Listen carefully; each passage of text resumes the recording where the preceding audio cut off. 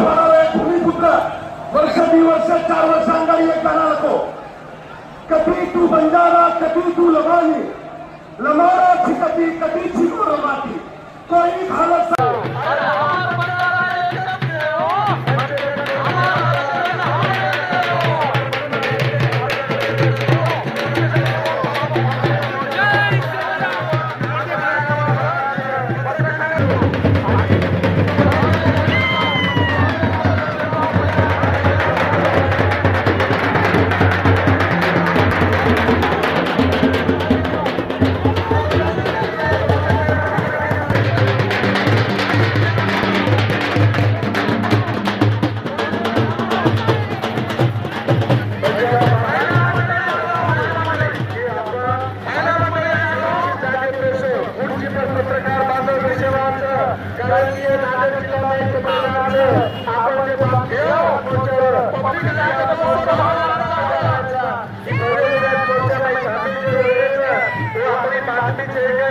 शासन दरबारी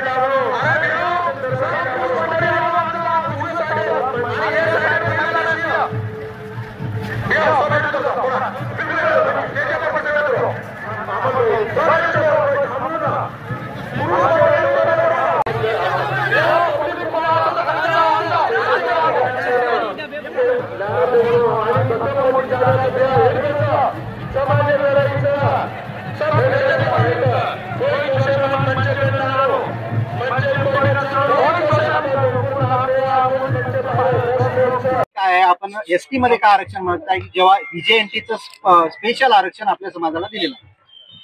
महाराष्ट्रामध्ये बंजारा समाज जो आहे, विशेषतः मराठवाडा आणि विदर्भ हा पूर्वीचा हैदराबाद सरकार आणि निजाम सरकारचा भाग होता।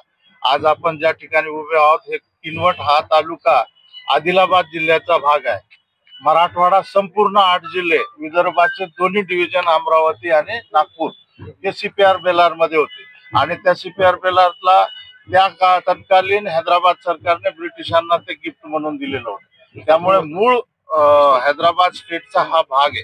दुसरी गोष्ट, आम्ही पूर्वी सगळे आदिवासी होतो, त्याचे सर्व पुरावे अकोला अमरावती मध्ये असतील, किनवट मध्ये असतील, त्याच्यानंतर धाराशिव उस्मानाबाद सोलापूरला असतील, जालन्यामध्ये असतील, नांदेड मध्ये असतील, अनेक ठिकाणी याचे जातीचे प्रमाणपत्र आमच्या आजोबा पंजोबाच्या काळामधील त्या ठिकाणी या ठिकाणी सापडलेले आहेत, आजही आहेत।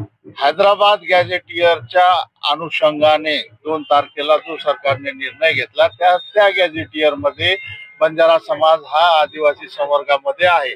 आम्ही यापूर्वी सुद्धा आदिवासी होतो, आज सुद्धा आहोत, उद्या सुद्धा राहणार आहे।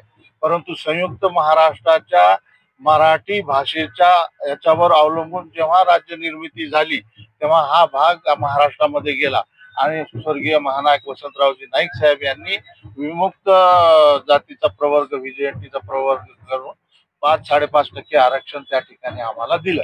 आम्हाला फक्त तेच आरक्षण मूळ आदिवासी आम्ही होतो त्याप्रमाणे आदिवासी संवर्गामध्ये द्यावं अशी मागणी आहे। या मागणीचे प्रमुख कारण असे की 77 वर्ष झाले देशाला स्वतंत्र होऊन, पण बंजारा समाजाच्या तांड्यांना आणखीनही काही ठिकाणी जोड रस्ते नाही, पिण्याचं पाणी नाही, विद्युतचे खांब नाही, घराच्या समोर उजेड नाही, त्या ठिकाणी शिक्षणासाठी बालवाडी नाही, प्राथमिक शाळा नाही, प्राथमिक आरोग्य उपकेंद्र किंवा तसल्या काहीही सुविधा अजून बंजारापर्यंत पोहोचलेल्या नाहीयेत। तांड्यामध्ये आजही प्रसूतीसाठी वाट बघत असलेल्या महिलांना बैलगाडीवर किंवा बाजावर टाकून नदीमधून, ओढ्यामधून, डोंगरावरून त्या ठिकाणी मुख्य रस्त्यावर आणावं लागतं। अनेक लोकांचा जीव इमर्जन्सी याच्यामध्ये गेलेला आहे। त्यामुळे मराठा समाजाची जेव्हा मागणी समोर आली त्याच वेळेस पूर्ण करतो, मुख्य प्रवाहामध्ये बंजारा समाजाला आणण्यासाठी आम्ही ही मागणी मागत आहोत। विकासासाठी, शिक्षणासाठी आणि नोकरीसाठी हे आरक्षण आम्ही मागत आहोत। मराठा समाजाचं काय म्हणत होते? मराठा समाजाची मागणी जेव्हा समोर आली तेव्हाच तुम्ही का मोठ्या संख्येने रस्त्यावर उतरताय? नाही, असं आहे की बघा, मी 2020 ला विधान परिषदेचा सदस्य झालो। 2020च्या माझ्या पहिल्या अधिवेशनापासून तर 2025च्या आताच्या पावसाळी अधिवेशनापर्यंत 19 वेळा मी सभागृहात हा प्रश्न मांडलेला आहे। बाहेर रस्त्यावरती, आंदोलनामध्ये, मोर्चामध्ये सभेमध्ये मी 76 वेळेस हा विषय मांडलेला आहे. राहिला प्रश्न की समाज आता जागृत झालेला आहे. निश्चितच त्याच्यासाठी कारणीभूत मराठा समाजाला जे हैदराबाद गॅझेटियरचा जो पाठिंबा त्या ठिकाणी सरकारने त्या याच्यावर दिला, त्याला लागून जे आरक्षण देण्याची घोषणा केली, निश्चितच त्याचा फायदा लोकांमध्ये जागृती करण्यासाठी झाला. जे मी 5 वर्ष जागृती करू शकलो नाही, ते एका गॅझेटियरच्या बातमीने लाखो बंजारा लोकांना जाग केलं. त्यांना माहिती ही माझ्यामुळे किंवा इतर लोकांमुळे किंवा आमच्या अगोदरच्या नेत्यांनी मागितलेल्या याच्यामुळे माहिती सगळ्यांनाच होती, पण मिळेल का नाही मिळेल. मग जर आता जर मराठा समाजाला मिळू शकतं तर मग बंजारा तर आदिवासीच आहे. वेशभूषा बघा, भाषा बघा, खानपान बघा. अहो, वाघाच्या नंतर आणि सिंहाच्या नंतर रक्त खाणारा जर कोणी असेल पृथ्वी तलावर तर तो बंजारा आहे. सोळवीमध्ये आम्ही मटणासोबत रक्त मिक्स करून खातो, ते आमचं सगळ्यात फेवरेट कॉन्टिनेंटल फूड आहे. त्याच्यामुळे बंजाराचे सगळे लक्षणं आदिवासीचे आहेत आणि गरज आहे. तुम्ही बघा, आजही बंजारा समाजाच्या लोकांना पूर्णपणे शिक्षण मिळालेलं नाही. जसं मुंबईमध्ये ते नानी नाना पार्क किंवा असे वयस्कर लोकांचे पार्क, तिथे तुम्ही जाऊन बसा, तेथे म्हातारे लोक इंग्रजीत बोलत असतात.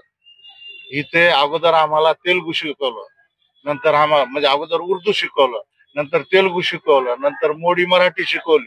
अहो, आमच्या 3 पिढ्या अशाच गेल्या. आमच्या वडिलापासून शिक्षणाची सुरुवात झाली आणि आमची पिढी म्हणजे पहिले ग्रॅज्युएट पिढी किंवा आमच्या वडिलाच्या वेळेस काही ग्रॅज्युएट पिढी. आजही बंजारा समाजाचे 25% मुलं शाळेपासून वंचित आहेत. का की ते दूर शाळामध्ये जाऊ शकत नाही, पुस्तक खरेदी करू शकत नाही, गणवेश खरेदी करू शकत नाही, बूट घेऊ शकत नाही. अनवाणी पायाने 3-3, 4-4 किलोमीटर तांड्यावरून चालत गावाच्या शाळेमध्ये मुलं शिकायला. मी प्रशांत पुरसिंग राठोड माझं नाव आहे आणि मी समाजाचा प्रतिनिधी या नात्याने आणि प्रथम नागरिक या नात्याने नाही का आरक्षणाच्या मागणीसाठी आम्ही रस्त्यावर आलो आहे. तर आमचा आरक्षण मागण्यामागचा उद्देश आहे की सुरुवातीपासून आम्हाला शिक्षण असेल, रोजगार असेल आणि राजकीय प्रतिनिधित्व असेल, यात पाहिजे तशा प्रमाणात प्रतिनिधित्व आणि संधी मिळालेली नाही. आणि ह्या संधीपासून आम्ही दूर असल्या कारणाने आणि संधीपासून आम्ही बऱ्याच याच्यापासून दूर असल्या कारणाने आम्हाला नाही का पाहिजे तसा विकास समाजाचा झालेला नाही आजपर्यंत. तर 1935चा जो कायदा असेल किंवा त्या मागे जरी गेलो आपण, तर मुळात आम्ही नाही का ही बंजारा ही जमात असल्याचे पुरावे हे इंग्रज शासनाचे असतील किंवा राज्य शासनाचे असतील, हे कायदे स्वयंस्पष्ट करतात. जसं की 1871चा क्रिमिनल ट्राईब ऍक्ट. आता क्रिमिनल ट्राईब ऍक्ट हा बंजारा जमातीला लावला. ट्राईब हा शब्द स्वयंस्पष्ट आहे की ही जमात आहे. ह्या जमातीला नाही का म्हणजे गुन्हेगारीपासून मुक्त करण्यासाठी राज्य शासनाने 1952 मध्ये भारत सरकारने 1952 मध्ये जो कायदा केलाय, तो पण गुन्हेगारीपासून मुक्त करण्यासाठी एक डिनोटिफाईड ट्राईब्स म्हणून काढला. म्हणजे ट्राईब म्हणजे ही पुन्हा जमातच झाली. तर त्याचे डीएनटी तर डिनोटिफाईड ट्राईब्स. तर आम्हाला म्हणायचं आहे की डिनोटिफाईड पेक्षा आम्हाला नोटिफाईड ट्राईब करा ना. नोटिफाईड झालो की आम्हाला आमचे सगळे फायदे मिळतील, आमच्या मुलाबाळांना शिक्षणाच्या सुविधा मिळतील, समाज आणि म्हणजे मुलांच्या भविष्याच्या दृष्टीने, समाजाच्या उज्ज्वल भविष्याच्या दृष्टीने ह्या सगळ्या गोष्टी आम्हाला सोयीच्या होतील. म्हणून आम्ही नाही का बऱ्याच दिवसापासूनची आमची ही मागणी आहे. आणि रिसेंटली आपण जे म्हणतो राज्य शासनाने नाही का 2 सप्टेंबरला एक शासन निर्णय निर्गमित केलेला आहे की हैदराबाद गॅझेटियरच्या धर्तीवरती मराठा बांधवांना जसं कुणबीचं सर्टिफिकेट दिलंय, तर आमचं काय म्हणणं आहे की एकाला एक न्याय दुसऱ्याला दुसरा न्याय देण्यापेक्षा त्याच गॅझेटियरच्या धर्तीवरती आम्हाला नाही का बंजारा समाजाला त्या गॅझेटियरच्या धर्तीवरती आम्हाला सरसकट नाही का अनुसूचित जमातीचे फायदे द्या. रिसेंटली माननीय सर्वोच्च न्यायालयाने असा निकाल दिलेला, न्यायनिवाडा दिलेला आहे की एससी आणि एसटी मध्ये उपवर्गवारी करा, सब कॅटेगरायझेशन. तर त्या सब कॅटेगरायझेशनच्या बेसवरती आमची तीच मागणी आहे की आम्हाला म्हणजे ओबीसीचं आरक्षण नाही, ओबीसीचं आरक्षण नाही. आम्हाला काय म्हणायचं आहे की अनुसूचित जमातीच्या मूळ आरक्षणाला धक्का न लावता आम्हाला ज्या व्हीजेएनटीच्या आरक्षण जे राज्य शासनासाठी मुंबईला जावं लागेल. जरांगे पाटील मुंबईत गेले, त्यामुळे हे बघा निसर्गाची हाक आहे, दऱ्याखोऱ्याची साथ आहे. वर्षानुवर्षे शतकानुशतके आम्ही अन्याय सहन केलेला आहे. आता आम्ही आरक्षण मागितल्याशिवाय मिळविल्याशिवाय थांबणार नाही. ही आरपारची लढाई राहणार आहे आणि ह्याच्यासाठी कोणत्याही स्तरावर आम्हाला जाण्याची आमची तयारी आहे. आणि विशेष म्हणजे हे शासन न्यायसंगत आहे. आम्हाला निश्चित वैधानिक आरक्षण दिल्याशिवाय राहणार नाही. आम्हाला ह्या शासनाकडनं खूप मोठ्या अपेक्षा आहे. धन्यवाद.